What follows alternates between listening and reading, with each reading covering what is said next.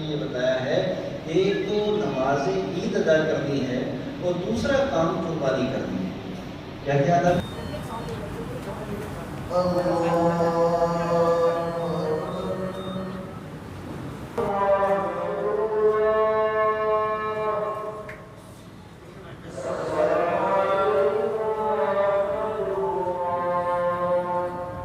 से कि जैसे ईद के दिन हम लोग खुश और खुर्रम नज़र आते हैं, एक दूसरे से प्यार मोहब्बत के साथ मिलते हैं, हाथ मिलाते हैं, गले मिलते हैं, जैसे खुशी का इजहार इस मौके पर हम करते हैं। हम अल्लाह की ज़ात से दुआ गो है कि हमारे इस भाईचारे को भी अल्लाह पाक ऐसे ही कायम और दायम रखे और जो कोरोना की लहर चल रही है इसको भी ख़त्म फरमा दे। हम पहले की तरह बहुत राहत, सुकून, अमन और चैन के साथ ज़िंदगी गुजारने वाले बन जाएं। हमने ये दुआ की और आइंदा भी इसके लिए दुआ गो रहे हैं। हम उस्ताद मोहल्ले से है। ये हमारी मेन सीपीओ चौक की मस्जिद अल हिजरी है। यहाँ पे दुआएं यही की गई हैं कि हमारा जो ये एक तो कोरोना का है, अल्लाह हमें इससे निजात दिलाए और हमारे मुल्क में पीस और शांति का पैगाम जो उनके लिए दुआएं की हैं, जो बीमार हैं उनके लिए दुआएं की हैं। यही चीज़ चल रही है। मेन तो इस वक्त यही कोरोना का है जो हमारा सारा ये चल रहा है। आज तो पूरी उम्मत के लिए दुआएं की हैं और स्पेशल जम्मू कश्मीर के लिए दुआएं की हैं हमारे। और ईद का त्यौहार है, बड़ी ईद है हमारी, बकरा ईद जिसको बोला जाता है। बस हमने डिस्टेंस से नमाज़ पढ़ी है अंदर, पूरा डिस्टेंस तो मेंटेन रखा है हमने, बिल्कुल मेंटेन है अंदर। आप देख सकते हैं कोविड की वजह से थोड़ा दूर रहें, परहेज़ करें। बस यही मैसेज है कि आपस में भाईचारा रखें। जनता विरोधी भाजपा है, राष्ट्र विरोधी भाजपा है, महंगाई समर्थन चौकीदार कहाँ है? पूरा जहान वापिस दो,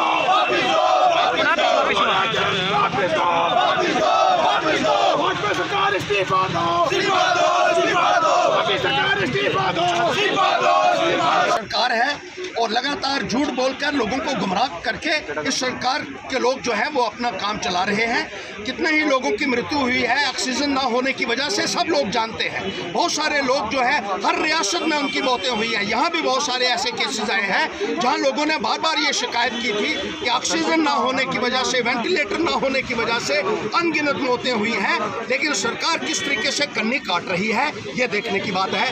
और दूसरा, जिस तरह से महंगाई का दौर ये चल रहा है, इंटरनेशनल मार्केट में पेट्रोल आज की तारीख में बहुत ही सस्ता, इतना सस्ता पेट्रोल कभी इतिहास में नहीं हुआ होगा। लेकिन जितने टैक्सेस मोदी सरकार ने पेट्रोल और डीजल के ऊपर लगाए हैं, इतने इतिहास में किसी सरकार ने आज तक नहीं लगाए होंगे। लोगों की जेबों के ऊपर डाका डाला जा रहा है, लोगों को लूटा जा रहा है। और हमें जो अच्छे दिन के वादे आपने किए थे नरेंद्र मोदी जी, वो सारे हवाई हो गए, जुमले साबित हो गए। हमारे बुरे दिन वापस कर दीजिए मोदी जी, हमें नहीं चाहिए आपके महंगाई का दौर। अगर आप इसको अच्छे दिन कहते हैं तो ये किसी को नहीं चाहिए। हमें वही पुराने दिन लौटा दीजिए हमारे, जब 55 रुपये पेट्रोल हुआ करता था, डीजल सस्ता मिला करता था, LPG गैस जो है वो 350 या 400 रुपये में सिलेंडर भरा जाता था। दालों के भाव और रोज़मर्रा की ज़िंदगी की ज़रूरियात की जो चीज़ें हैं उनके दाम जो है वो उस वक्त इतने कम थे कि गरीब आदमी की पहुँच में थे। आज गरीब आदमी का चूल्हा जलाना मुश्किल हो गया है और उसके लिए नरेंद्र मोदी जी आपको इस मुल्क के लोगों को जवाब देना होगा, भारतीय जनता पार्टी की सरकार को जवाब देना। आज की ये जो प्रेस वार्ता है, ये जैसा कि आप जानते हैं डोगरा सहायता केंद्र जो कि एक यूनिट है डोगरा सदर सभा का, तो मैं उसका मीडिया सेल का कन्वीनर हूँ। और कुछ ग्लेयरिंग ऐसे इश्यूज़ थे, बहुत इंपॉर्टेंट इश्यूज़ जो इस टाइम पे डिस्कस करना बड़ा ज़रूरी था। ये डोगरा सहायता केंद्र, जैसे आप जानते हैं कि ये एग्जिस्टेंस में आया है कोविड के दौरान लोगों की मदद करने के लिए। इसमें एम्बुलेंस सर्विस लोगों के लिए फ्री ऑफ कॉस्ट प्रोवाइड की जा रही है सहायता केंद्र की तरफ से। मास्क लोगों में बांटे जा रहे हैं, अवेयरनेस कोविड रिलेटेड लोगों को दी जा रही है। और ऐसे हमारे केंद्र के आगे जितने भी शाखाज हैं, वो चाहे रामबन की है, चाहे अखनूर की है, चाहे सांबा की है, चाहे कठुआ की है, जितनी भी हमारी शाखाज हैं उनकी तरफ से जो हमें फीडबैक आ रही थी आज, उसके रिलेटेड आपसे बात करने के लिए ये पत्रकार वार्ता रखी गई है। इसमें वैक्सीनेशन रिलेटेड इश्यूज़ आ रहे हैं लोगों को, स्पेशली कि जहाँ पे भी वैक्सीनेशन सेंटर्स कोविड के बने हुए हैं, जिधर ये कोविड की कोवैक्सीन या डिग्री सेल्सियस से लेकर 8 डिग्री सेल्सियस है। इन दिनों पावर कट इतने लग रहे हैं, घर में सब्ज़ी रखी हुई फ्रिज में ख़राब हो रही है पावर कट की वजह से। तो वैक्सीनेशन जो है, जिसका 8 डिग्री तक टेम्परेचर मेंटेन करना है, क्या वो टेम्परेचर गवर्नमेंट को देखना है मेंटेन हो रहा है या नहीं हो रहा। अगर वो टेम्परेचर नहीं मेंटेन हो रहा, वैक्सीनेशन के लिए जो गवर्नमेंट की अपनी जो रिकमेंडेशंस हैं वो ये हैं कि 2 से 8 डिग्री पे वो जो मल्टी डोज वाइल है, जो शीशी है जिससे बहुत सारे लोगों को लगाई जा सकती है वैक्सीनेशन, वो मल्टी डोज वाइल जो है वो 2 से 8 डिग्री पे स्टोर करो। अगर ट्रांसपोर्ट भी करनी है तो 2 से 8 डिग्री पे ट्रांसपोर्ट करो। अगर जब खोल दी तो रूम टेम्परेचर पे 6 घंटे तक आप रख सकते हो उसको। उसके बाद आप 48 घंटे तक उसको एक बारी पंचर कर दी, अगर आपने वो वाइल, वो बोतल को पंचर कर दिया, तो उसको आप 48 घंटे तक आप फ्रिज में स्टोर कर सकते हो। एक बारी पंचर करने के बाद 48 घंटे के बाद it has to be discarded, उसको फेंकना है। और नंबर ऑफ डोज कितनी डिस्कार्ड की हैं वो रिकॉर्ड करनी है बाकायदा तौर पे वैक्सीनेशन सेंटर्स पे। क्या ये सारा कुछ हो रहा है? लाइट नहीं है, गवर्नमेंट कैसे इंश्योर करे कि लाइट उन वैक्सीनेशन सेंटर्स में रहे, जिधर फ्रीजर्स में या फ्रिज में उन वैक्सीन्स को रखा हुआ है उधर वो टेम्परेचर मेंटेन रहे। अगर लाइट ही, शहरों की तो बात छोड़ दो, शहरों में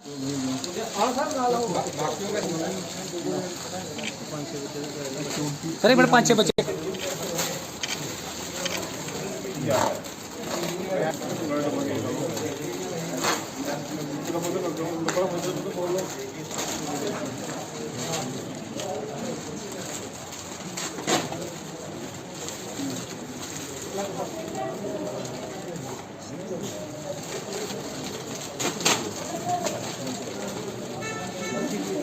हमारी संस्था की तरफ से, न्यू यंग ब्लड की तरफ से जम्मू के बाल आश्रम में ईद के पलब पे हमने बच्चों में फल व मिठाइयाँ, रास सामग्री वितरित की है। और सभी लोगों को ईद की शुभकामनाएं देता हूँ। और हमें सभी को भाईचारा बना के रखना चाहिए। और हमारी संस्था द्वारा कई सालों से ये काम करती आ रही है। वृद्ध आश्रम, बाल आश्रम, तो काफ़ी ऐसे कार्यक्रम करती जा रही है। और हमारी संस्था द्वारा थैलासीमिया के पीड़ित बच्चों के लिए खून दान करती है। और आपके माध्यम से सभी लोगों को, हिंदू, मुस्लिम, सिख, ईसाई, आपस में भाई भाई, और सभी लोगों से अपील करता हूँ रक्तदान के लिए। रक्तदान महादान, रक्तदान में आगे आएँ और थैलासीमिया के बच्चों के लिए खून दान करें। Jammu new young blood organisation शोक वर्मा। और मैं आप सभी का, भाइयों का धन्यवाद करता हूँ, दिल से स्वागत करता हूँ और आपको भी ईद की शुभकामनाएं देता हूँ। और दूसरा क्या करनी है, तो क्योंकि आप सब जानते हैं ना कि अदा करना मुस्तहब है ना। क्या है नमाज़ ईद अदा करना। रहीम, तमाम सुकान रियासत को और जो भी मुझे देख रहे हैं सबको ईद की बहुत बहुत मुबारक हो। तो आप समझते ही हैं कि ये एक बहुत बड़ा त्यौहार है मुसलमानों का, जिसमें क़ुरबानी भी की जाती है। और वो सिलसिला नहीं हो सका क्योंकि ईदगाह के अंदर या जो बड़ी मसाजिद हैं उनमें वो बड़ा इज्तिमा नहीं हो सका। कम ही लोगों ने नमाज ईद अदा की देहातों में, या जो मुतअद्दिद मकामात के ऊपर नमाज ईद अदा की गई है। और कोरोना ने हमारी जान नहीं छोड़ी है, क्योंकि अब भी हमें ज़रूरी है कि इन एहतियाती तदाबीर के ऊपर अमल करें, और लोग अमल कर भी रहे हैं अल्हम्दुलिल्लाह, और मज़ीद करने की भी ज़रूरत है। इसमें हम सब को बेदार रहने की ज़रूरत है। आज के दिन सारे मुल्क के लिए, मिल्लत के लिए, उम्मत के लिए दुआ की गई है कि अल्लाह तबारक व तआला हर तरह अमन की बहारें कायम फरमाए।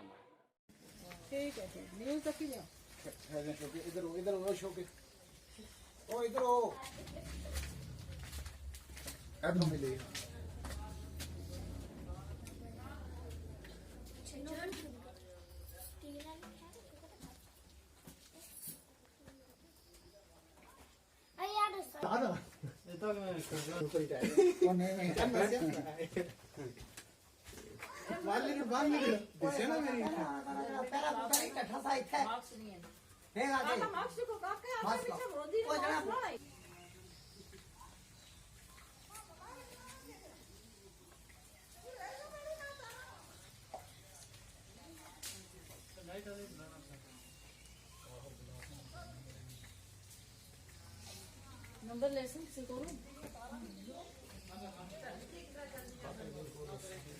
चूँकि इकट्ठे में रहते हैं वार्ड नंबर 1।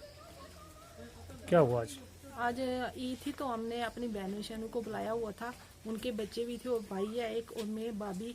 तो हम खाना खा रहे थे तो इतनी देर पेड़ हमारे घर के ऊपर गिरा तो हमारा मकान पूरा गिर गया। तो हम गरीब आदमी हैं, भाई को काम नहीं करता, मजदूरी करता, तो हमें गवर्नमेंट कुछ ना कुछ मदद करे। जानी नुकसान तो नहीं हुआ इसमें? नहीं जाने बच गए, लेकिन बाकी कुछ नहीं, बाकी सब कुछ खत्म हो गया। सामान टूट गया, सामान भी टूट गया, सब कुछ खत्म टूट गया। हाँ, ये है सूखा कट्ठा वार्ड नंबर 1। इधर ना एक पेड़ गिरा है, वरना ये बहुत देर से पेड़, ये एक पुराना पेड़ था। इनके घर में बहुत बहनें, इनके माँ बाप बेचारों के तो है नहीं है, वो गुजर चुके हैं। तो ये बेचारे गरीब हैं, इसको काम नहीं काज नहीं, एक ही है ये बेचारा। एक ये बहन है वो भी यहाँ ही रहती है। ये खाना खा रहे थे, ईद का त्यौहार था आज, तो ये इनका पूरा सामान टूट गया, मकान भी पूरा डैमेज हो गया है। इनको गवर्नमेंट की तरफ से कुछ का कुछ तो मिलना चाहिए कि जिससे अपना एक कमरा तो बना सके।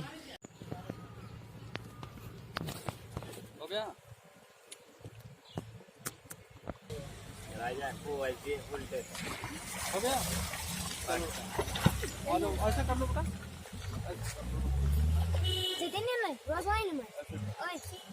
ये भी है।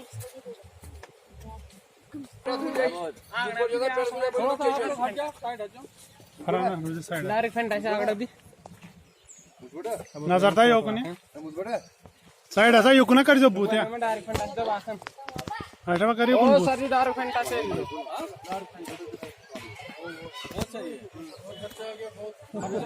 चलो सबको देना आ जाओ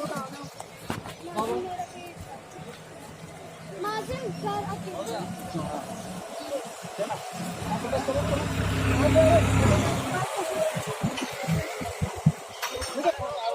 thank you sir.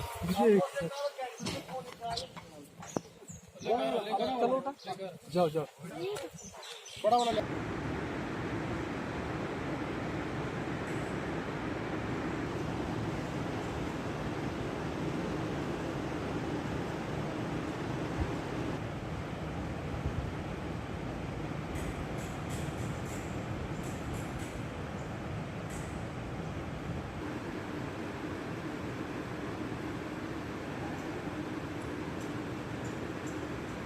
Ranveer Ahmad है। मैं प्रेसिडेंट हूँ मुस्लिम वेलफेयर सोसाइटी उधमपुर से और प्रेसिडेंट हूँ जामिया मस्जिद ईदगाह उधमपुर से। तो आज ईद उल अज़हा की जो नमाज़ थी, जहाँ पे आप देख रहे हैं जैसे हज़ारों की तादाद में जो लोग इकट्ठा होते थे ईदगाह मस्जिद उधमपुर में, तो आज चंद लोगों के साथ ही वो नमाज़ अदा की गई। वो भी जो इस एरिया के जो मोहल्ले के लोग हैं उनके साथ ये नमाज़ अदा की गई और SOPs का पूरा पालन किया गया। जो भी गवर्नमेंट की गाइडलाइंस थी उनका पूरा पालन किया गया। और मैं शुक्रिया अदा भी करना चाहता हूं लोगों का जिन्होंने मस्जिद कमेटी उधमपुर की इस अपील पे अमल किया और अपने अपने ही गांव में जो अपने अपने मोहल्ला में जो मस्जिदें थीं चंद लोगों के साथ ही नमाज अदा की।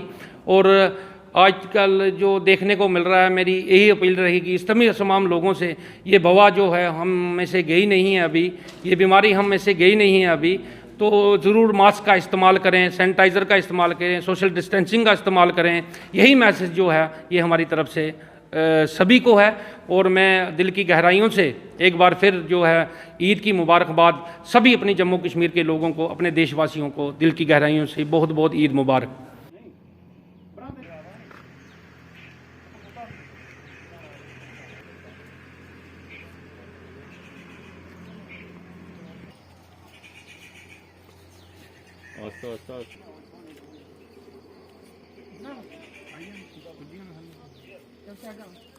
नरेश सिंह है और मैं वार्ड नंबर 20 का रहने वाला हूँ। सर ये बहुत ही दर्दनाक और भयानक हादसा था। उस टाइम हम घर में सोए हुए थे, हमारे बच्चे अंदर सोए हुए थे और ये पहली बार नहीं है। ये हादसा 2006 में भी हो चुका है और ये फिर से वैसा ही हादसा दोबारा दोहराया गया। हमें एडमिनिस्ट्रेशन के पास हम पहले भी गए थे और 2020 से लेकर आज तक का दिन तक मैंने कम से कम भी 100 चक्कर एडमिनिस्ट्रेशन के पास भी लगाए और म्यूनसिपैलिटी काउंसिल के पास भी लगाए और उनके संज्ञान में ये भी दिया गया कि हमारी इधर कोई लैंड एनक्रोचर है जिसका नाम जेसी गुप्ता है। उसने ये लैंड एनक्रोच की हुई है, इलीगल जो बिल्डिंगें बनाई हैं और ये इसका जो पानी है, पानी का स्तर उसने सारा हमारी ज़मीन में छोड़ा है और उसकी वजह से ये हमारा जो ये इतना सारा नुकसान हुआ है, लाखों का हमारा नुकसान हुआ है। ये आप जो पीछे दीवारें देख सकते हैं, आप अपने कैमरा मैन से बोलिए कि इनको क्या दिखाएं।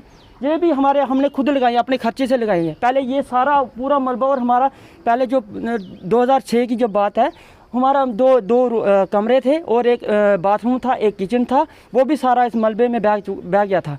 और उस टाइम भी हमें 1 रुपया भी किसी से, ना ही प्रशासन से मदद की थी और ना ही इस एनक्रोचर ने हमारी कोई हेल्प की थी। उसके बाद हमने पुलिस से भी गुजारिश की थी, एडमिनिस्ट्रेशन से भी गुजारिश की थी। तो उस टाइम यहाँ के एमएलए थे, मकान शिफ्ट कर लो। वही शिफ्ट करके हम कहाँ जाएं? कोई टेंट की व्यवस्था नहीं उन्होंने उपलब्ध करवाई हमें और हमें इतना खतरा बन चुका है कि हमारे इतने जो बच्चे हैं घर में, सारे मेंबर हैं, वो डरे हुए हैं कि कभी भी ये हमारा मकान ये पूरा इसकी चपेट में आ सकता है। और ये जो लैंड एनक्रोचर है, इसने, मैंने सुना है कि ये कोई डॉक्टर है, डॉक्टर जेसी गुप्ता, इसने कोई जो इसके क्लिनिक में आता है उसको ये जो इसके इलाज करवाने आता है, उसके चक्कर में इसने सभी के लोगों से पता नहीं कहाँ का रैम्बल तक इसने पूरा एनक्रोचमेंट की हुई है और ये हमें धमकी देता है। मैंने इसको कई बार बोला कि हमारी जो है ये ज़मीन को जो अपने ड्रेन बनाई जाए और अपने जो दीवार यहाँ से हटा लो, लेकिन इसने माना नहीं और इसने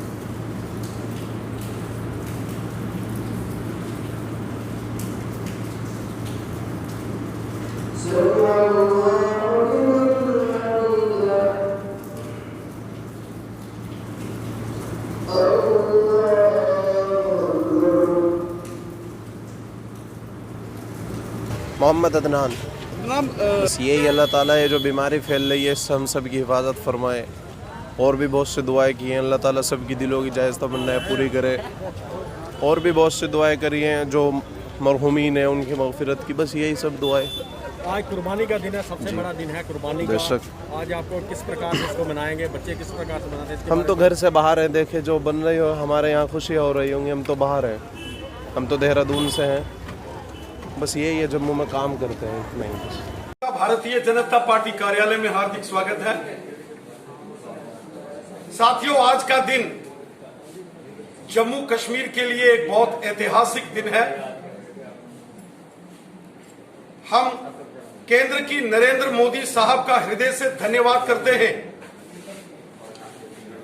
कि नरेंद्र मोदी साहब ने जम्मू कश्मीर की बेटियों को आज एक ऐतिहासिक निर्णय द्वारा जो उनको इंसाफ दिया है, उसके लिए हम श्रीमान नरेंद्र मोदी साहब का हृदय से धन्यवाद करते हैं। माननीय गृह मंत्री श्रीमान अमित शाह साहब का और जम्मू कश्मीर के माननीय उपराज्यपाल श्रीमान मनोज सिन्हा साहब का हृदय से धन्यवाद करते हैं, आभार व्यक्त करते हैं। पिछले 70 वर्षों में जम्मू कश्मीर के अंदर धारा 370 और 35A की आड़ में जम्मू कश्मीर की बेटियों के साथ बहुत अत्याचार किए गए। पिछले 70 वर्षों में जम्मू कश्मीर की बेटियों से उनके हक छीने गए। जब भी जम्मू कश्मीर से यहां की किसी बेटी का विवाह, उसकी शादी जम्मू कश्मीर से बाहर होती थी, उसके सारे जम्मू कश्मीर में संवैधानिक अधिकार समाप्त कर दिए जाते थे। क्रिमिनल इनजस्टिस जम्मू कश्मीर की बेटियों के साथ यहां कांग्रेस, नेशनल कॉन्फ्रेंस और पीडीपी की सरकारों ने 70 साल यहां जम्मू कश्मीर के अंदर किया। जम्मू कश्मीर की अगर कोई बेटी यहां से उसकी शादी बाहर के किसी अन्य राज्य में होती थी, उसके जम्मू कश्मीर में सारे अधिकार समाप्त कर दिए जाते थे। और यहां तक कि पाकिस्तान के कब्जे वाले जम्मू कश्मीर से अगर किसी लड़की की शादी जम्मू कश्मीर में की जाती थी, उसको सारे अधिकार दिए जाते थे। लेकिन जम्मू कश्मीर की बेटियों अदालत का दरवाजा खटखटाया और कोर्ट में क्यूरेटिव पिटीशन दायर की नेशनल कॉन्फ्रेंस के लोगों ने, ताकि महिलाओं के अधिकार जो कोर्ट ने बहाल किए थे उसको समाप्त करने के लिए नेशनल कॉन्फ्रेंस 2002 में कोर्ट चली गई। अब चूंकि 2002 के चुनावों के बाद जम्मू कश्मीर में सरकार बदल गई और सरकार बदलने के बाद जम्मू कश्मीर में कांग्रेस और पीडीपी की सरकार बनी। कांग्रेस और पीडीपी की सरकार ने और बड़ा जुल्म किया जम्मू कश्मीर की बेटियों और बहनों और माताओं के साथ, यहां की महिलाओं के साथ। कांग्रेस और पीडीपी की सरकार ने मार्च 2004 में जम्मू कश्मीर की लेजिस्लेटिव असेंबली में एक बिल लाया जिसका नाम था Jammu and Kashmir permanent resident status disqualification bill 2004। इस बिल में जो 2002 में ऑनरेबल हाई कोर्ट ने जम्मू कश्मीर की महिलाओं को अधिकार दिए थे, उसके खिलाफ कानून बनाने की कोशिश कांग्रेस और एनसी ने की। और वो क्यूरेटिव पिटीशन जो पहले से ही दायर की थी एनसी ने जम्मू कश्मीर की बेटियों के खिलाफ, उससे भी बड़ा अपराध कांग्रेस और पीडीपी की 2004 की उस सरकार ने किया। हम सब जानते हैं कि 2004 में जब वो बिल असेंबली में लाया गया कांग्रेस और पीडीपी की सरकार ने कि जम्मू कश्मीर की बेटियों के सारे राइट्स खत्म कर दो, उस वक्त चूंकि वो कॉन्स्टिट्यूशनल अमेंडमेंट थी और किसी भी कॉन्स्टिट्यूशनल अमेंडमेंट को पास करने के लिए असेंबली में 2/3 मेजॉरिटी चाहिए होती है। और चूंकि नेशनल कॉन्फ्रेंस अपोजिशन में थी, लेकिन एनसी ने भी 2004 में कांग्रेस पीडीपी के उस बिल का समर्थन करते हुए 2/3 मेजॉरिटी से एंटी विमेन्स बिल, महिला विरोधी कानून जम्मू कश्मीर की असेंबली में पास करके जो अदालत ने 2002 में महिलाओं को हक दिए थे उसको भी समाप्त करने की कोशिश की थी। राशन चोर हाय हाय, राशन चोर हाय हाय, फूड सप्लाई हाय हाय, फूड सप्लाई हाय हाय, फूड सप्लाई हाय हाय, राशन चोर हाय हाय, राशन चोर हाय हाय, राशन चोर हाय हाय, फूड सप्लाई हाय हाय, फूड सप्लाई हाय हाय, राशन चोर हाय हाय, राशन चोर हाय हाय, राशन चोर हाय हाय। 5 किलो राशन भेज रहे हैं दिल्ली से, लेकिन यहाँ पर 3 किलो 800 ग्राम मिल रहा है। ये राशन चोरी कौन कर रहा है? माननीय मोदी जी, चोरों को पकड़ो। श्रीमान एलजी साहब, ये नीचे कौन लोग हैं जो चोरी और डकैती करने का प्रयास करना चाहते हैं? बीपीएल का राशन पीएचएच सरकार ने रेट तय करा है 3 रुपए, ले रहे हैं 5 रुपए। ये डायरेक्टर कहाँ गहरी निद्रा के अंदर सोए हुए हैं। सब मिली भगत है, सब मिलकर के बांट करके खाने का प्रयास कर रहे हैं। और कोविड काल के अंदर लोगों का धंधा खत्म हो गया है।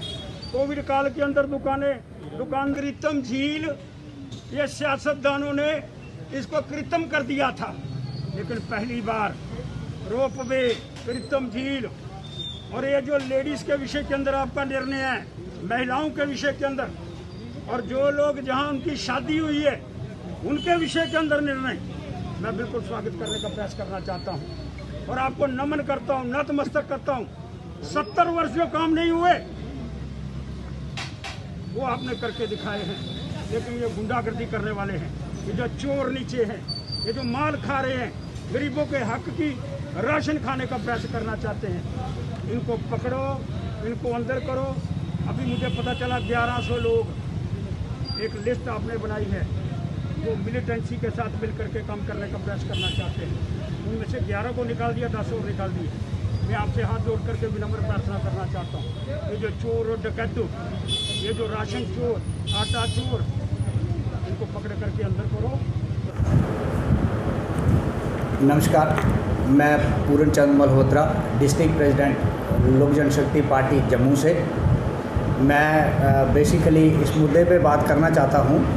पुलिस स्टेशन चंद्रकोटली में थोड़े दिन पहले एक मामला, जो रेप का मामला जो आया है, उसमें जो बच्ची है वो माइनर बताई गई है। तो उसके बीच में जो बेसिकली कुछ लोग ऐसे भी बीच में इन्वॉल्व हो रहे हैं, जो लोग उसको लव जिहाद का नाम दे करके आपस में कंट्रोवर्सी पैदा कर रहे हैं। हम इस तरह से नहीं चाहते। हम ये चाहते हैं कि अगर किसी के साथ में गलत हुआ है, उस बच्ची के साथ में जो गलत हुआ है, उसको प्रॉपर पूरा का पूरा न्याय मिलना चाहिए। हम उसके साथ में खड़े हैं। मगर ये जो है कि आपस में भाईचारे को ख़राब करने वाली बात जो लोग बीच में करते हैं, ये गलत बात है। इसमें हर कम्युनिटी में गलत कोई भी कर सकता है। जो इंसान गलत करता है उसको सज़ा मिलनी चाहिए, चाहे वो हिंदू हो, मुस्लिम हो, सिख हो, ये चीज़ मायना नहीं करती है। मगर कुछ लोग क्या है कि उसको हिंदू मुस्लिम ले, हमें उनके लिए अप्रिशिएट उनको करना चाहिए कि जिन्होंने इतनी छोटे से पीरियड के बीच में पूरा केस को सॉल्व करने की कोशिश की है। तो मैं इसके लिए उनको भी धन्यवाद करना चाहता हूँ। पूरी एडमिनिस्ट्रेशन को, पूरे पुलिस प्रशासन का मैं धन्यवाद करता हूँ। और ये हम चाहते हैं कि अगर कहीं भी कोई भी अगर गलत होता है तो पुलिस उसको जल्दी से जल्दी रिकवर करे, जैसे इस वाले केस में पुलिस ने किया है। Thank you.